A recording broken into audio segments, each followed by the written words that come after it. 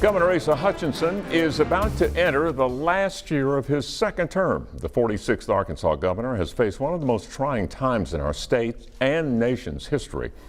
We sat down with him to talk about his last year and possible future in politics.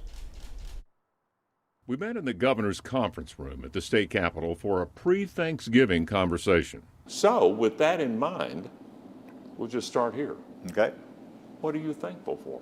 Oh my, I'm thankful for my family, thankful for my faith that encourages me every day, thankful for good health, and thankful for the people of Arkansas that's been so strong and courageous during the last couple of years and have trusted my leadership, not totally, but they've given me a lot of support, and very proud of the people of Arkansas and thankful for them.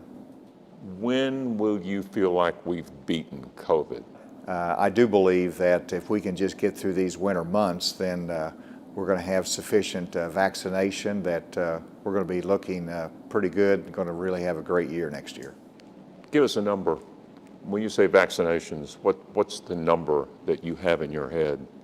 Well, you know, I'd like to be able to get to 80%. I don't know whether we can get there, but I think that's what's going to allow us to have the greatest level of protection.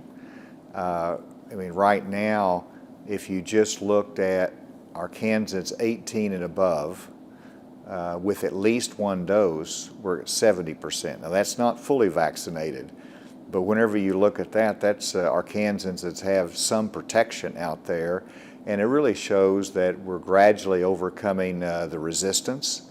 Can we achieve that in your last year as you enter it, you think? I think we'll get very, very close because, you know, the vaccination rate has not slowed down.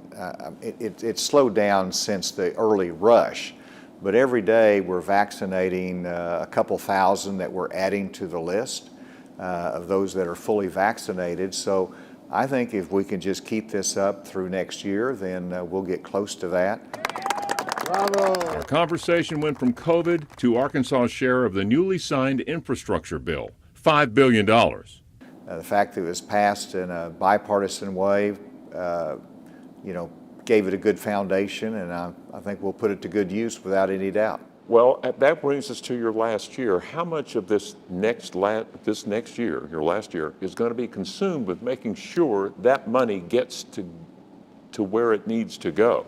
It's, I joke in some ways, it takes a lot of hard work to spend $1 billion.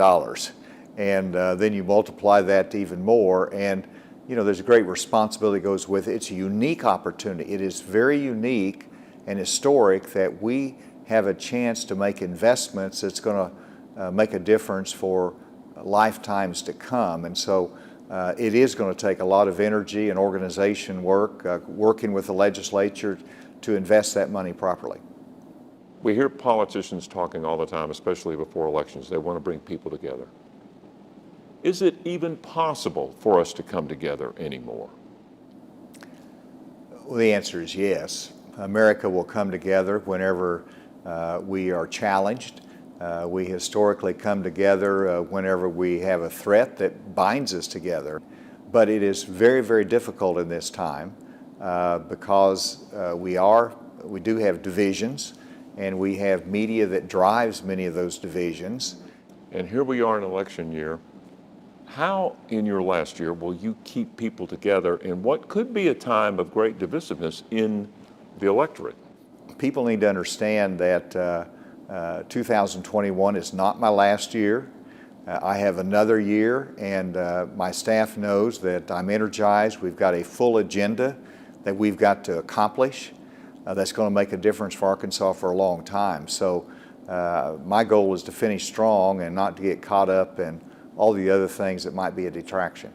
All right, I made the announcement I'm working 2 more years. I'm going to work till I'm 73. What about you? Well, I'm going to match you, at least. I'm not going to let Craig O'Neill outdo me on this. I still play basketball full court every Friday. I get my exercise. I enjoy life. My family is supportive of me. So I am concerned about our country. And so I do want to take advantage of opportunities on the national stage that will influence the future direction of our nation. I believe in conservative principles, but I also believe in common sense and compassion as we govern, and I think we lose that sometimes. So that's my simple message, and I want to be able to help shape America for the future. Where are you going to live once you leave government housing?